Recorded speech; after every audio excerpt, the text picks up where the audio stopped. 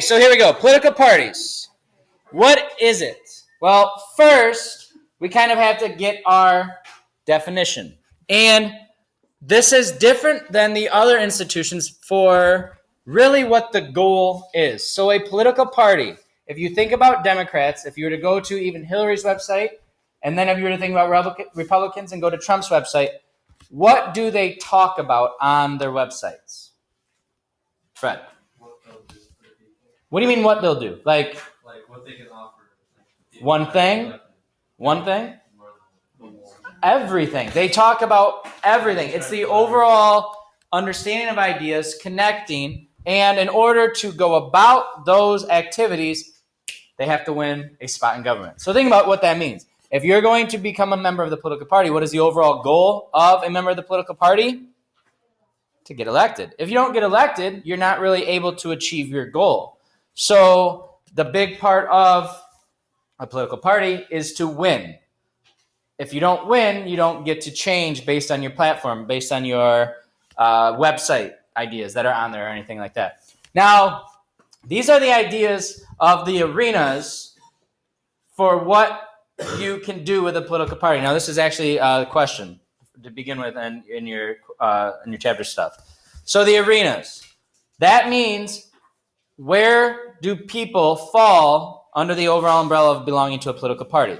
So the first is the electorate, then the organization, then in government. So as the electorate, who belongs to the electorate? If you are a member of the political party, but you fall under this umbrella of being in the electorate, what are you? What is an electorate? Who belongs to the electorate? Who is it? The people who just vote. Right. Yep. The electorate. It's the people who vote. So that means, do we have members of a political party in our county who belong to the electorate? Do we have Democrats in Owasso? Do we have Republicans in Owasso? They are just the everyday people. They put up signs in their yard. Maybe they are registered under, like they have a little card that says that they are. They are the electorate. This is the biggest group. This is the biggest group because it's everybody. Then we look at the organization. That is a little bit more of a specific label. So that would be not just the people in Owasso, but it'd be the Shiawassee County Republicans or the college Republicans over at Michigan State. So it's the organization that kind of structures it. Now, when you think about the Republican Party or the Democratic Party, who decides what issues are important for Democrats and Republicans? The electorates. Keep going. The government and the organization. They all factor into the platform. But what happens is the electorate has to respond, the organization responds to the electorate, and then the platform is kind of developed from there. They sort of announce what the platform is kind of as an overall umbrella. Everybody should have kind of the same views as a Democrat type thing. Then lastly, the party, once they're in government, after they win the election. So tell me one person who is an elected official or a leader of, we'll do the Democratic Party first. Obama. He's the spokesman. Right now, he is the spokesman for the political party. That's his role. How about the Republican Party? One person. What? Snyder, the governor of Michigan, is the leader, communicating the views that he is told to implement by the Republican platform, responding to the electorate. And this map right here kind of gives you that idea. So this, or I guess it's not a map. You could, looking at these 6 ways, go through how they all impact it. So we are connected now to the government, and that's what you see up here. So let's just start with how the leaders are impacted by everything else. So how is Obama impacted by the electorate? Well, he should be pretty thankful for about half of the country. Why? What did they do for him? They got him elected. So he should be pretty thankful. The electorate helps the leaders by getting them there. They vote for the candidate. That's kind of important. Then When we think about it from the nominations, the primaries, what do the conventions do? You know, when they had their conventions over the summer, the Republican National Convention and the Democratic National Convention, that is the organization. They help pick the leaders. Who is going to go represent them? That is their job.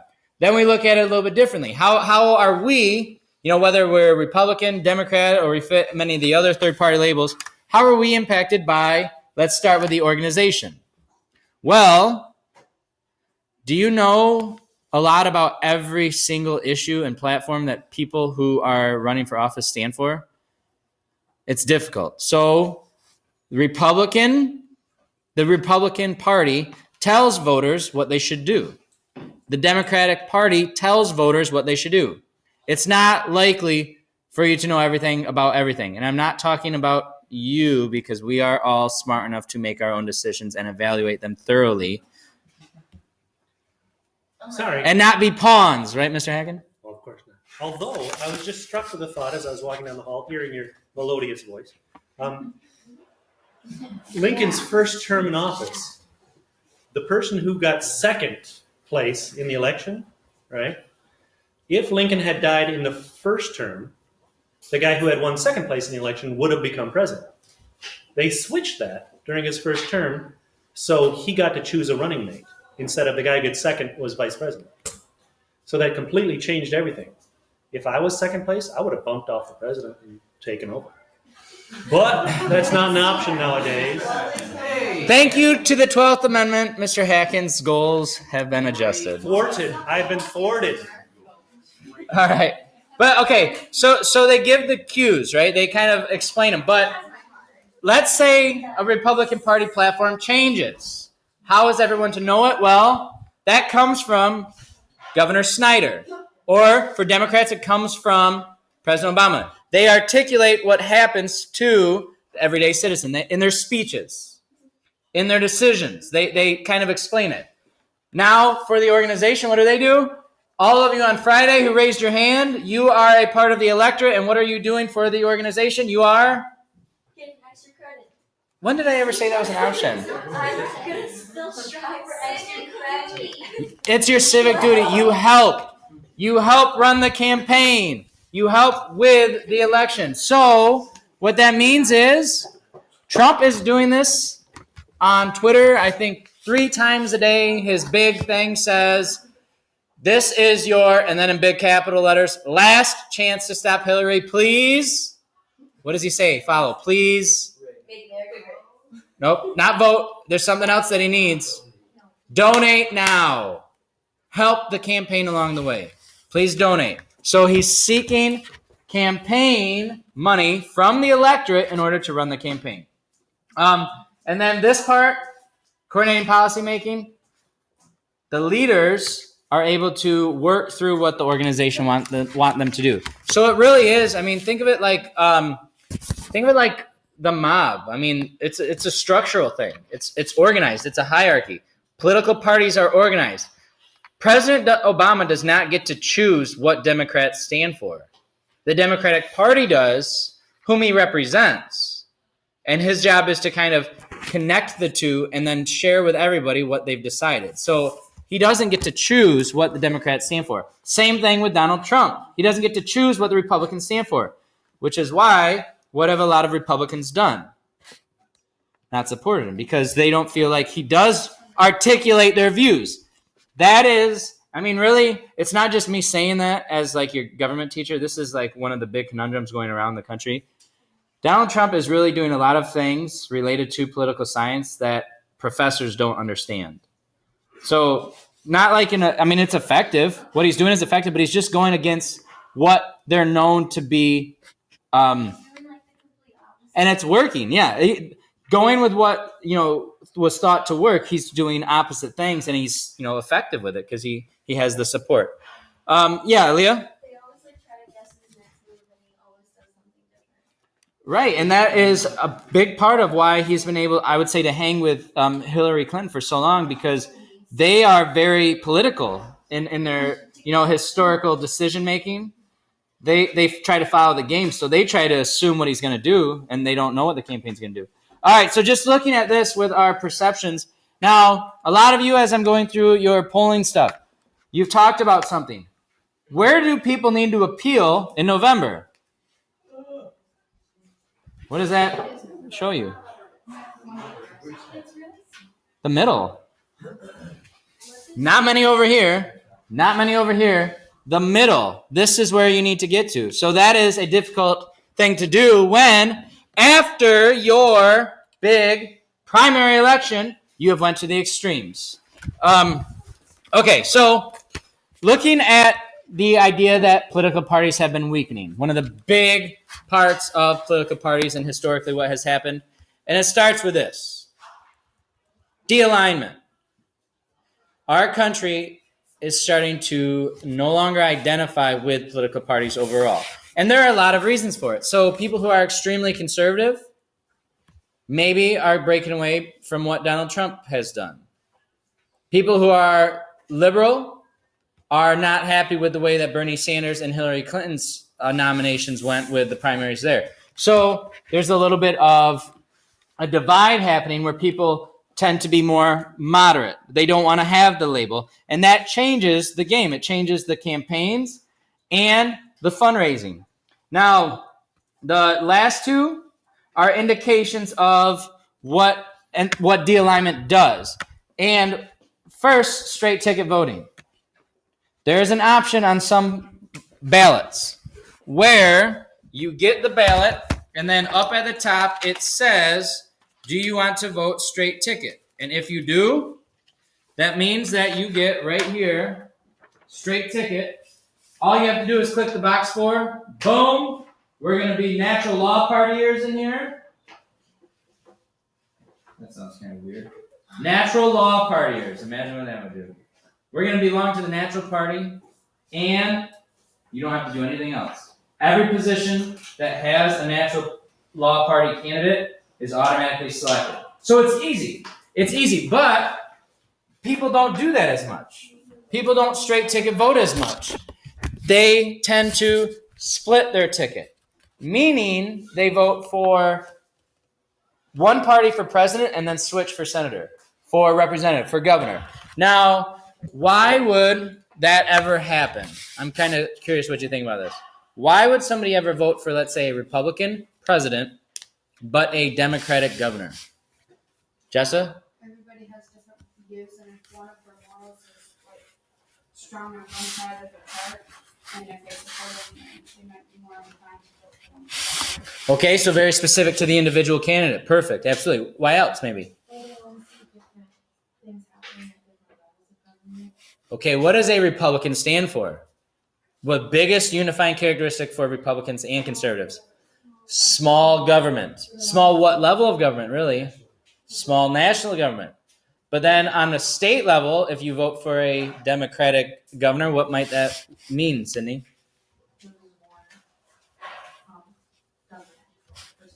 More state government control, but less federal control. So there are different interpretations for all levels. Very good. So it does matter the level of government for how you vote, which is why ticket splitting does occur. Now, if I'm telling you that political parties have weakened over the years, that is right there an indication of why. Ticket splitting has continued to increase, where people don't pick one or the other. They split their ticket, meaning they don't have all Democrats or all Republicans. They kind of go back and forth. Okay, so a little historical stuff for us. And there's not really a lot from a historical standpoint, but where political parties come from. Now, first, right, some of you have shown me the meme or I guess it's not a meme, it's a little cartoon thing. What did George Washington say about political parties? Don't do it. Don't do it. Political parties were not a part of the Constitution. They were not a part of George Washington. And as soon as he leaves, we split up. John Adams, Thomas Jefferson, boom, we have political parties. So from a historical standpoint, we talked during the voter turnout to party machines. They rally people. And that's really kind of the beginning of what political parties mean today, looking at the rally. So what they would do, though, is this. Patronage. So if you are running a party machine, which is kind of like a controlled group with a little bit of force, a little bit of intimidation to get people to vote for you, what could you offer them? Let's say a party machine, we'll use New York City because that's probably the best example of party machines. What could you offer voters to get them to vote for you? Hot dogs, pizzas? Is that really going to get you to vote for them? Chase, let's go with you. Hey, Chase is talking, not you. Chase. Improve subways. Yes. What? Tax cuts. What? Fred? Stretching? Okay. Improved tax cuts. Improved subways. Something specific for them. How about if I get elected as a member of Tammany Hall, I will make sure every single Irish immigrant gets a job.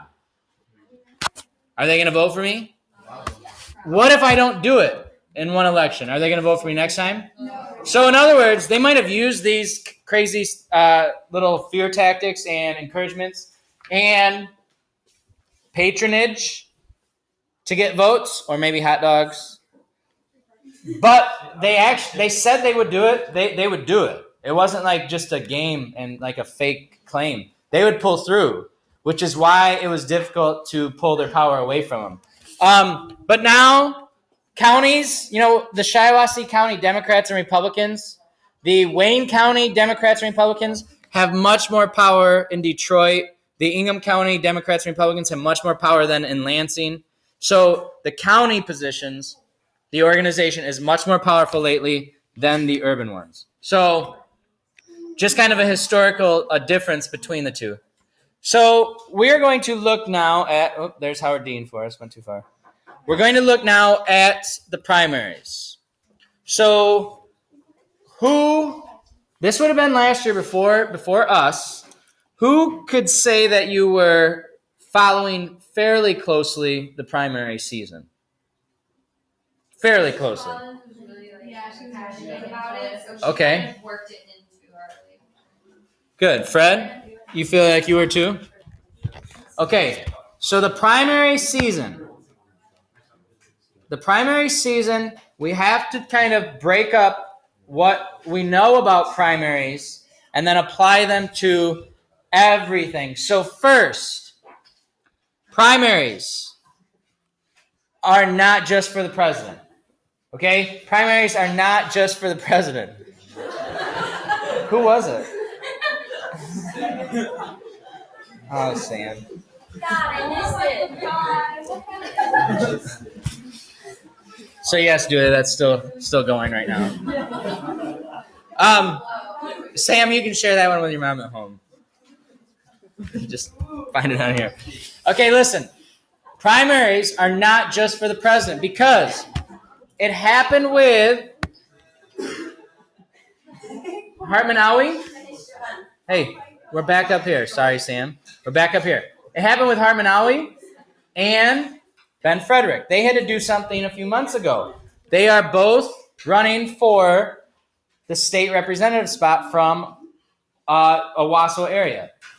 But they're both Republicans. So they have a primary to see who's going to be on the ballot in November. Now, it's much bigger for the presidential nominee because you represent all the states. But primaries happen at all levels. They happen for the judges even. They happen, county judges. They happen for state reps, state senators, and U.S. reps and U.S. senators as well. But they're just a little bit smaller, not as much attention. These are our breakdown for the primaries, though. So when the primaries happen, they all happen at different times, and the states are in charge of how primaries work. So with closed primaries, who is going to go vote in a closed primary? Only a member of the party, meaning you have to be registered for the party. So I told you this probably about a month ago. Donald Trump's children, something happened to them in New York. They were not registered to vote as a Republican, which meant they could not vote for their dad in the New York primary because they didn't think about it. They weren't registered as Republicans. You have to be registered. However, in Michigan, we don't have a closed primary. We have an open primary, which means you show up and you just say, I would like the Republican ticket. And you can vote for every Republican spot who you want your nominee to be for any Republican. Or you could have picked the Democrats. But you can't choose both. It's one or the other. You either pick the Republican ballot or the Democratic ballot, and you go from there. Now, the blanket primaries are kind of similar, except you just get a ballot and then you can vote for whichever positions you want, whichever party, whatever you want. Now, what can happen in states like Michigan with the primaries? Somebody who has an awful mind, tell me what can happen. People can vote. Well, you were pretty quick to raise your hand there, Jake. Okay, what? They said like you could go like say like if you're a Democrat, you could go like the Republican ballot and vote for someone who you don't think is going to win like the election in November. That happened a lot.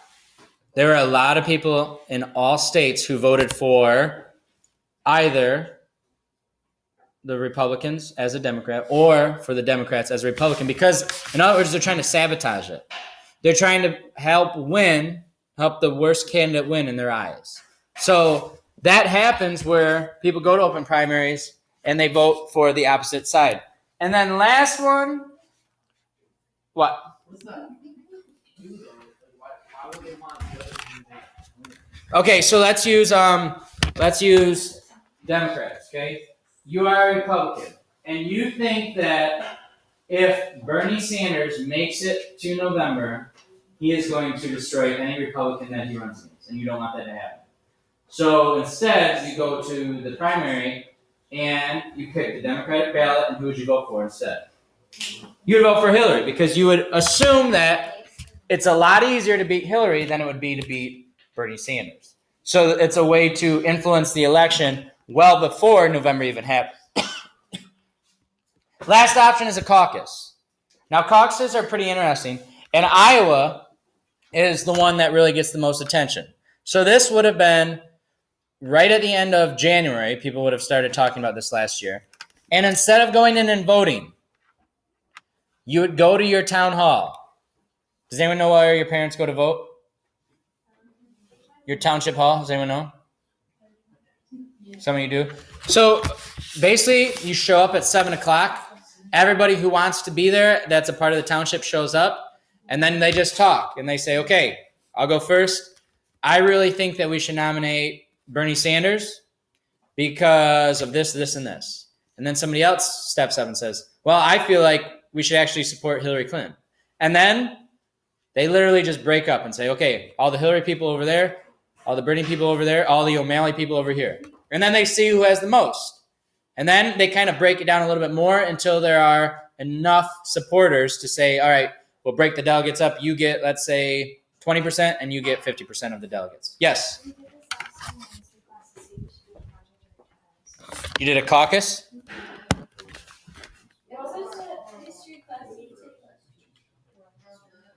All right, now before you take a look at these, I am going to pull up and this is important for us, looking at the different primaries. Now, I have first the Republicans. Okay, now this is how the primaries are broken down. Now, the whole end game is to figure out who is going to win the overall primary system to be nominated at the convention. Now, because of how well the news covers it, everybody knows who's the winner going into the convention. You might have a little bit of a divide between somebody within there like Bernie Sanders and Hillary and then Cruz and Trump. But this is the Republican one, and it shows you the results. So looking at them, they're all broken up by different time periods. Now, that is important for us because take a look at this. The first two, we have a caucus and a primary. Let's go to the Democrats. We have a, We have a caucus and a primary. Okay, well, Iowa and New Hampshire. How many of you know somebody from Iowa? How about New Hampshire? What do you think happens if you win in Iowa? What do you think would happen? You get that amount. You do get the delegates, which we'll talk about in a sec, but what do you think happens in terms of your support? What do you mean people? Be more specific to people. Voters, come on, expand it. Why do you know about the winner of Iowa? Why do we know about the winner of Iowa? Who said that? Chase, was that you? Because of what? The news. All of a sudden, the winner of Iowa and New Hampshire becomes celebrities. It's huge. And do they represent really any part of America? Do the people of New Hampshire represent any part of America? It's such a small representative body. Maybe the surrounding states, maybe like Missouri, I don't know, maybe Kansas, maybe Vermont. But all of a sudden, the results of the people in New Hampshire and Iowa are an indication of what the whole country wants, which is really kind of an interesting part for how they hold their elections. But it's all a buildup. It's all a buildup to this, the National Convention. So that was in the summer, and they have all these speakers come in. If you are familiar with the cons, the Trump, the private, I guess, that Trump has criticized, his dad, he spoke at the convention. Do you know who I'm talking about? Private Khan's dad. That happened at the convention. They try to get all of the support. It's kind of like, it's kind of a kickoff. Because for a long time, it used to be like you didn't know who was going to be your presidential nominee. Now you show up and it's very well known because the delegates are already kind of committed to whichever the winner was in the primaries. But they happen every 4 years, and it's kind of like a big celebration, a big send-off for starting the official campaign season. Now, this is the national organization. All of these are related to the big organization part. So every 4 years, they meet, National Convention, decide the platform, and then also the nominee. It's their big celebration. The last speaker is going to be Trump or Clinton. Then the committee, managed by the national chair. Each one has a Republican National Committee, Republican National Chair. And their job is to deal with the issues that their party stands for on a regular basis. So the Republicans deal with that. The Democrats deal with that. And it's a daily job. Daily, they kind of go through it and explain what's kind of going on with that. Howard Dean. That's Howard Dean. Okay. Howard Dean is he's the national chair, or was the national chair for the Democratic Committee, but he ran during 2000 for the nomination. And he did pretty well in Iowa, and then this happened. He didn't flip somebody off, but I'll show you towards the end. I'll try to give my best impression here. He did like a celebration speech, and it really wasn't that big of a deal. But he was kind of hyped up, and he was like, what did he say? I just know the end line. He's like, he was excited because he did well, going up against, like Al Gore and stuff. So he was like, next we're going to go to Vermont, and then we're going to go to Georgia, and then we're going to go to, he like listed the next primaries, and then saying how well he was going to do. And then at the end he did this. And I went, ah! And so after that, he had no support. I was not ready. I'll play it towards the end, and you'll see how close I am. All right, hey, last thing. Back up here, last thing. The campaign committee. Stop, Aaliyah. Do you understand that premise? Campaign committee. They help the people who are running. That means that if you are a Republican in Congress, their job is to help you, number one, know how you should vote. Number two, right now, their job is to help you get elected. which means it should be easier for you. You get the party support unless you do something like that. Or if you were told to vote a certain way and you chose not to, what's going to happen the next time you have an election? They're not going to support you. The National Congressional Campaign Committee is no longer going to be your ally. They're not going to help you run your campaign. They're not going to help you fundraise. You are on your own. So if you are a strong-willed, outstanding individual who really wants to go on your own principles, how easy is it going to be for you once you actually get to D.C.? Do you get to vote how you want? You better be very sure that you're going to win the next election, or they're going to pull the plug on you. So it's not exactly a go do what you want type of job. All right, next. I think what we'll do is we'll take a bit of a pause here after we look at this. So the delegates, and I'm going to go back to the overall campaign results in a second, but this is all related to the delegates. So that's a term that is used a lot when we're talking about primaries, and it's important for you to kind of think about what that means. At the convention, delegates show up and vote for their nominee. Well, how do you become a delegate, and what do the delegates actually mean? Each state has delegates towards the total goal. And each party decides how those delegates are assigned in different ways. So what they try to do is give more weight to certain areas. So for instance, if you want to win the Republican primary, what do your views have to be? Pretty what? Conservative. They have to be pretty conservative. So that's part one. Then, do you have to get support from Republicans in terms of money? Do you have to earn money to win the election? Do you have to fundraise? And the best way that they feel you can do that is by getting the support of the loyal states, meaning Texas has been Republican for a very long time. The southern states, Republican for a very long time. So that the idea then is that they will get a lot of fundraising money. So there are more delegates given to these states because then the bigwig donors in those states are more likely to give money to the winner after the convention and after they announce it down to one. So the idea here would be, look, if the people in Texas really like Trump, we need to give more delegates to to Texas, because if they have more delegates and Trump is likely to be the winner of the Republican primary, then he's going to be able to fundraise a lot better, which means he's going to be able to spend more money by the time November comes along. That's the Republican model. Democrats, on the other hand, just go by size. So basically that means California is going to have an absurd amount of delegates because there are a lot of electoral votes. Same with Texas, and they go by size, and they break up the amount of delegates in that way.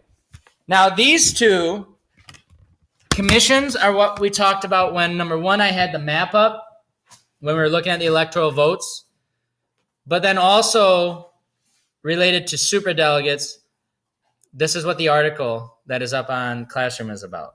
So make sure that you're looking at that, because it breaks down the McGovern Commission. The McGovern-Fraser Commission wanted not just that person who was, the big favorite for November. They wanted somebody who was a favorite of Democrats, which meant, what did the Democratic nominee start to become? Much more this way.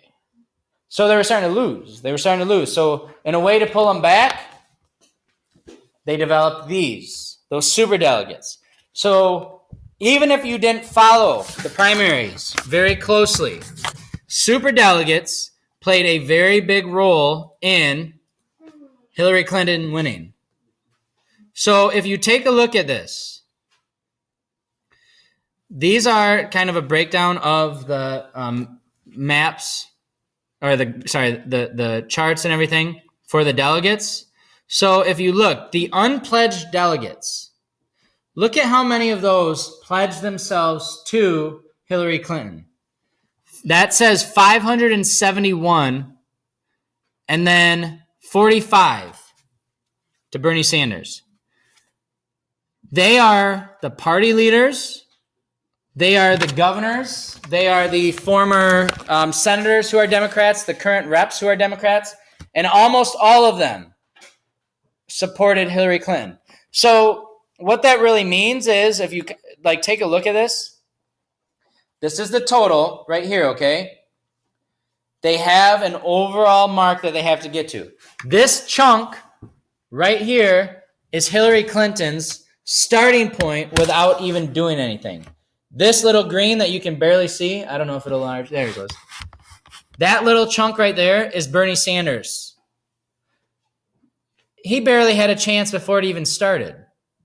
The super delegates do not have to listen to any voting results in Michigan, in California, in Texas, wherever they are. They don't have to respond to the primary voters. They get to just vote. They get to vote for whomever they want. And almost all of them picked Bernie Sanders. Or I'm sorry, Hillary Clinton. President Obama is a super delegate.